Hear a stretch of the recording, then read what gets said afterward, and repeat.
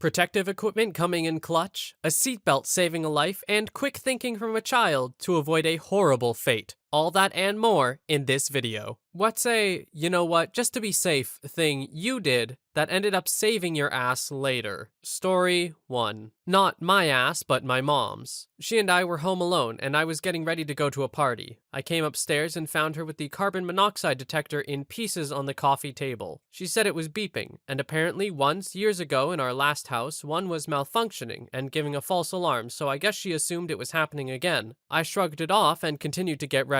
I was about to leave, but something was nagging at me. She was insisting it was fine. After some arguing with her, I said, "No, we are calling the fire department." So I did. They came, and the levels of carbon monoxide were so high in the basement, they said anyone sleeping down there would be dead already. Our cats were vomiting from the poisoning, and we didn't realize. I guess the filter on the furnace was so clogged it was pumping out carbon monoxide. One of the firefighters pulled me aside and said if I hadn't called, I likely would have come home to my mom dead in her bed. We now have a Discord.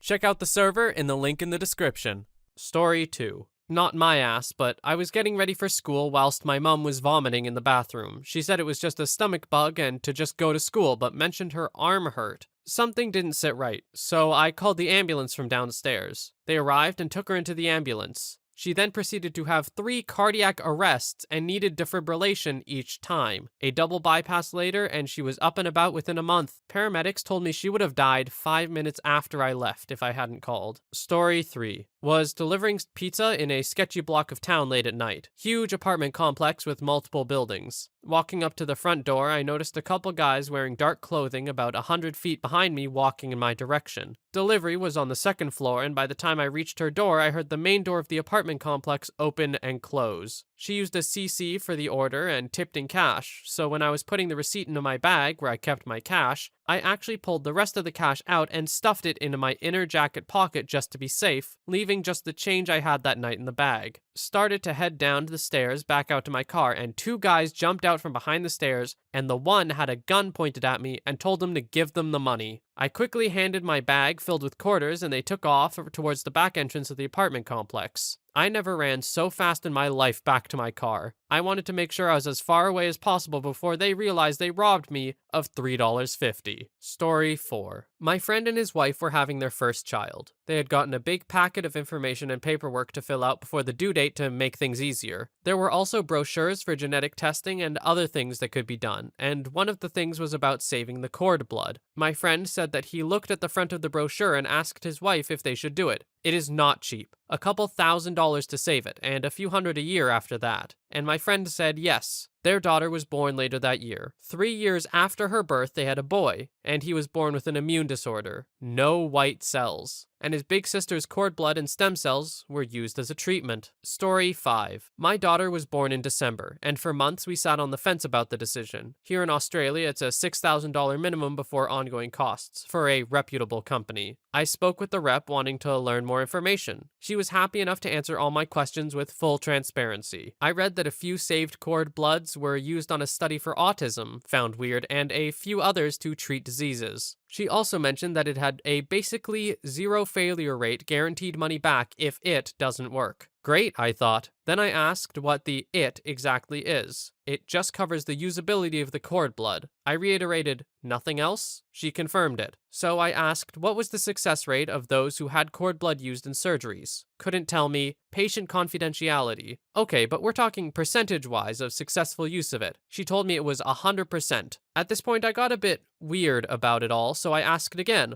what was the percentage of success of treatment of stored cord blood? She couldn't tell me. I asked around, and it's a similar story, so in the end I opted not to get it. I think it was around 90% of stored blood cases were used for siblings, but again, no success rate of the treatment outcome that came from stored blood. It's a real weird territory. Like you mentioned in the last paragraph, it was used as a treatment, but how did it go? Sorry if this is straightforward, I'm genuinely curious. Story 6. My dad lost his glasses once. He was going to just use his old prescription, but last minute decided to just go to the optometrist anyway in case something had changed. Turns out he had a tear in his retina and was booked for surgery within 24 hours. It was bad enough they said he probably would have gone blind really soon had they not caught it when they did. Story 7. Lived in Baltimore at the time. Pulled up outside my place after getting off a late shift and had to get a backpack out of my trunk before going in. I noticed a group of teenaged kids hanging out on the corner and thought, nope. Called my roommate to come watch me to walk to the door. About 10 minutes later, a girl comes running down the street bleeding, saying she got jumped by the group of kids for no reason. Stay alert out there, everyone. Story 8. Was watching my toddler nephew and he'd found a metal straw somewhere in the house and started playing with it. He was just tapping on stuff and waving it around. But I just read a story on Reddit about how a woman who got completely messed up by a metal straw when she fell and it impaled her face. So I took the metal one from the nephew and gave him a small, squishy silicone one to play with instead. I'm not exaggerating when I say less than 5 minutes later, he fell like toddlers do, and I saw the silicone straw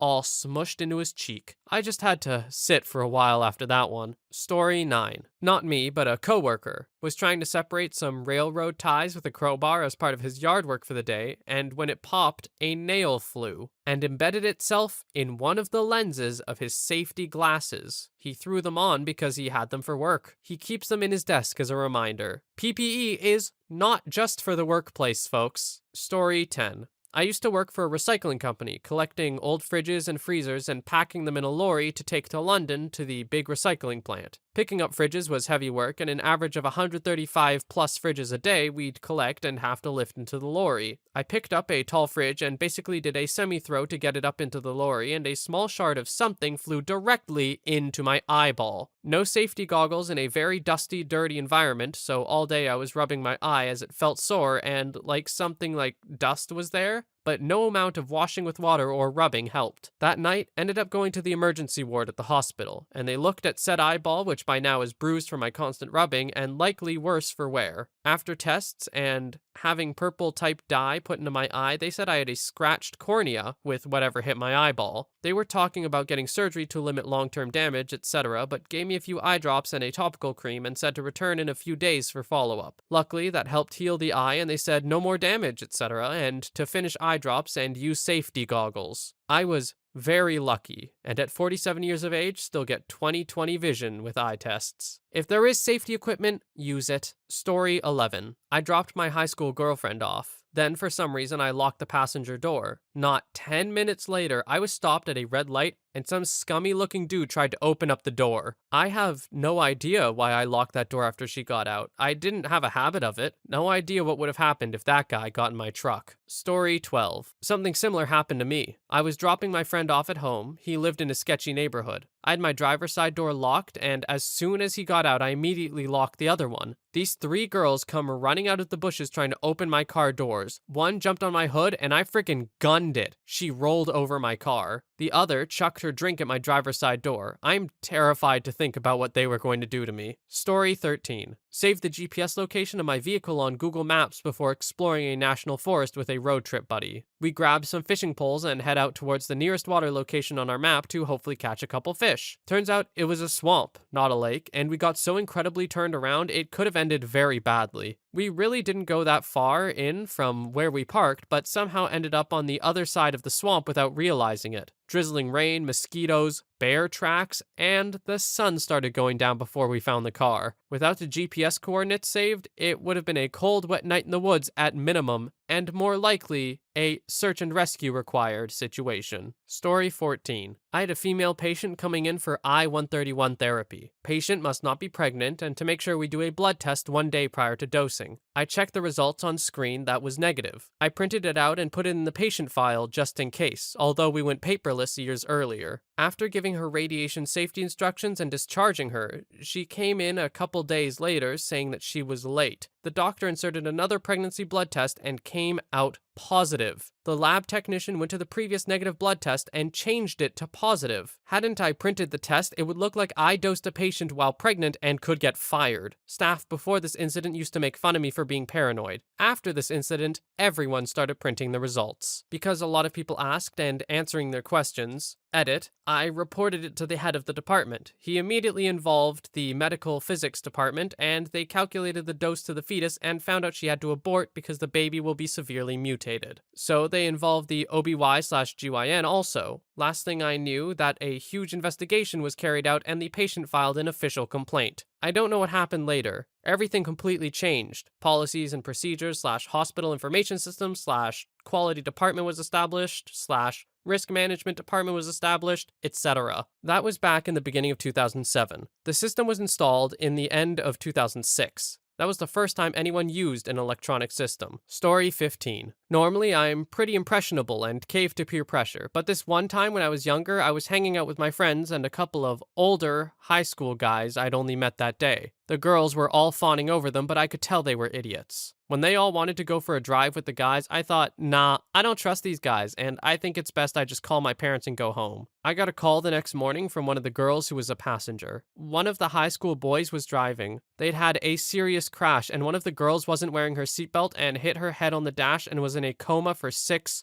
months. She was in intensive care and rehabilitation for years. Still can't believe of all the days I decided not to go with the flow, it probably saved my life. Terribly sad about my friend. We were really close, but she never came right, and her personality changed. I still wonder how successful she might have been, and if we'd still be friends if that hadn't happened to her. It's really sad. Story 16. Snow chains at the bottom of the mountain. A bunch of cars passed me on a clear road on the way up with several warnings all the way. I saw a local throwing on chains with no snow in the area. I decided to be safe and put them on. 30 minutes later, I was in one of the worst snow driving conditions I've ever seen. Whiteout conditions in a snowstorm that eventually resulted in the complete shutdown of the roads. I passed car crash after car crash with just enough traction to feel somewhat comfortable moving 15 miles an hour. Anyone heading to Tahoe needs chains and chains that fit. Don't mess around. I don't care if you have a 4-wheel drive. Driving through Tahoe and Mammoth during snowstorms is no joke. Literally sunny with no clouds to blinding white darkness in an hour. Edit. One more thing. If you find yourself near Heavenly and Siri sends you to a snowed over hill that feels too steep, turn around. Unless you have the right setup, you aren't going to make it. Snow chains or not, you will slide. Just take the Harrah's gondola if it's that bad. If you don't already have your own gear, try another resort. Heavenly is uniquely bad for rentals and beginners in general. Story 17. This sparked a memory from when I was in high school 25 years ago. My boyfriend, his best friend, and my best friend, ladies in the back, were driving in his Bronco, I think, up to Tahoe to ski. It was a 3-hour drive and we'd been partying the night before, so I was taking a little nap. I woke up with a panicked feeling and noticed Nick, my boyfriend, wasn't wearing his seatbelt. I started yelling, "Nick, put your seatbelt on, Nick, please!" I started crying. He's just like, "Chill, why are you being crazy?" His friend was like, "Just do it," to make her stop. So he did. 30 minutes later, we were singing along to the radio and hit black ice. The Bronco rolled about 3 times and landed upside down and spun. If it wasn't for a giant tree that caught the bumper, we would have slid off the mountain.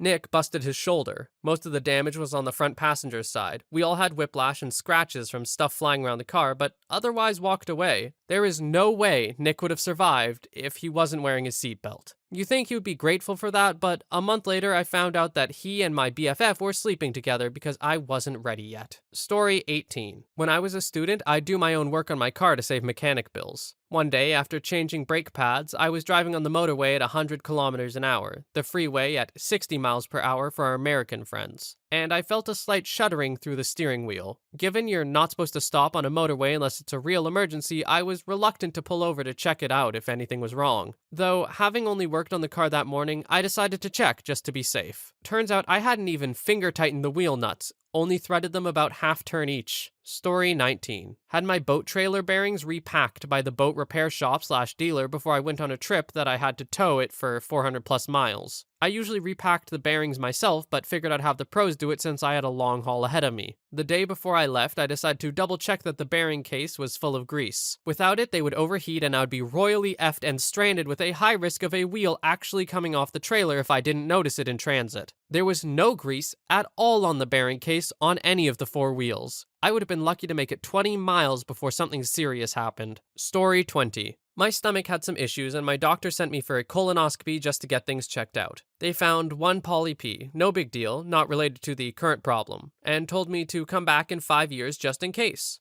I put a Google reminder and forgot about it. 5 years later, I went for the colonoscopy and they found a lot more and said I would have ended up with cancer in 5 to 20 years for sure had I not gone. Instead, they removed all polyps and now I'm regularly going to colonoscopies due to having a syndrome they identified. I'm far from the age where you normally would have to get a colonoscopy, so I definitely would have gotten cancer. When you are eligible, or if it is recommended, get a colonoscopy. Story 21. My freshman roommate and I had a falling out during our first semester. By Thanksgiving, I'd already requested a room change, but had to wait until holiday break because there were no free rooms available. While we were waiting for the room change, we avoided each other and I generally spent as little time in the room as possible, which was usually fine. The last day of class before Thanksgiving break rolls around and I was chilling in a friend's room waiting for a ride home for the week. I texted my roommate to let me know when she was gone so I could come and grab my stuff, and after she replied K, I didn't think much of it. Out of nowhere, a thought struck me and I sat bolt right up and shouted, "The vodka!" I realized I had half a handle of vodka stashed in my mini fridge. I jumped through hoops to get it from my older sister when we'd first moved in because my roommate had desperately wanted to throw a party in our room. But now that we were on the outs, I knew that she would point it out to her mom when she got picked up in an attempt to get me disciplined. My friend thought I was insane, but I convinced her in a near panic that we had to do something.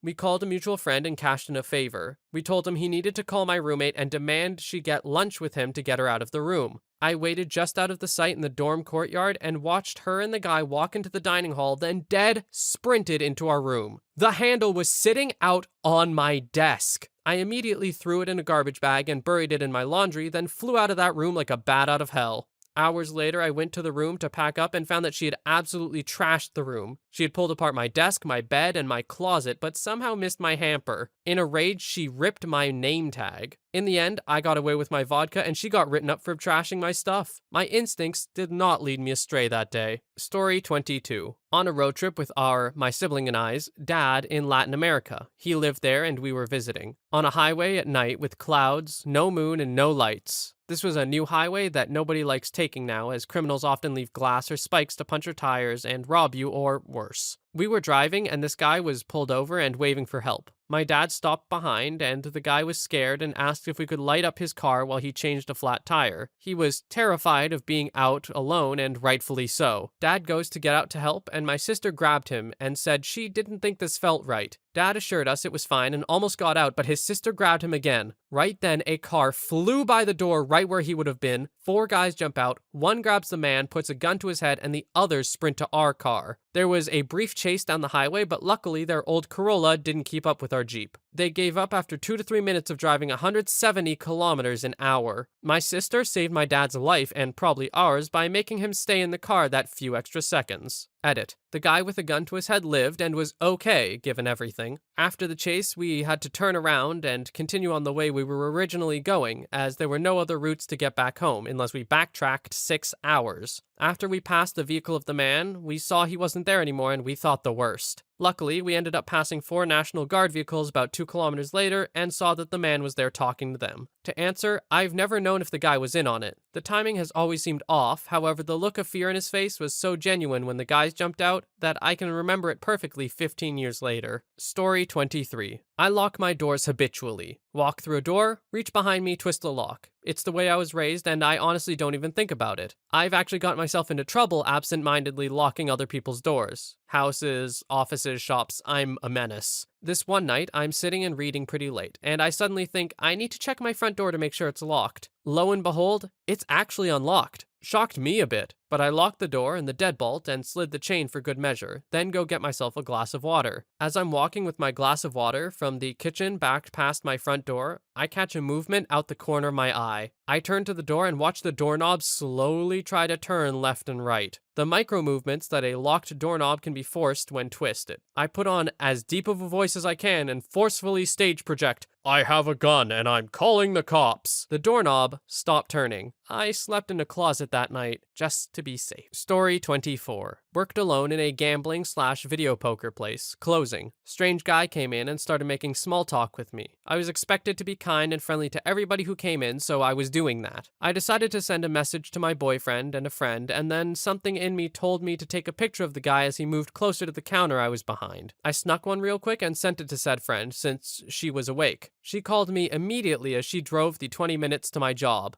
An hour before I got off, I'll add. I didn't drive, so I had no vehicle in the now abandoned parking lot, the only car being his, which was conveniently backed in right next to the front door. 2 days later, there was a missing persons report released of someone who has very similar build and features that I have and suspected trafficking in the area. She went missing later that same night. He left after my friend showed up. I've never had such an uneasy feeling in my life, and I truly think sending those messages are what saved it. He was waiting for me to get off work at 1 a.m. Our hours were right on our front door. Story 25. I had something similar happen as a teen. It was my 13th birthday and my parents had rented a hotel room for my friends and I to enjoy. As young girls tend to do, we were running around the hotel being silly. At one point, we were racing each other, running up and down the stairs into the elevators and such when we run past a guy standing outside of his hotel room. He instantly gives me really bad vibes based on how he was looking at us. This wasn't just some annoyed adult who wanted this group of girls to shut up and quit running amok. He watched us like prey. So half of us run to the other end of the hall for the stairs while 2 of us get into the elevator to see who can get down to the first floor from the 3rd floor the fastest. As we're going down, the elevator stops at the 2nd floor and I think, dang, we're gonna lose this round. But when it opens, the creep from the 3rd floor is standing there. Before he can even get into the elevator, I grab my friend's hand and drag her off the elevator with me. He says, "Where are you going? I thought we needed to go down." And I said, "No, this is where we need to go." And I start sprinting to the stairs where my other friends are. He never got off the elevator at the 1st floor and we went straight to our room after that and didn't leave for the rest of the night. My friend kept saying I was being paranoid and that there were 2 of us versus 1 of him, as if 2 small girls can take on a grown man. I didn't tell my parents what happened that night, but I did see that man's face a couple weeks later. He was arrested and charged in a string of rapes in that area. I cried my eyes out and told my mom everything. She was so relieved that I trusted my gut, but it did not help with her helicopter mom tendencies.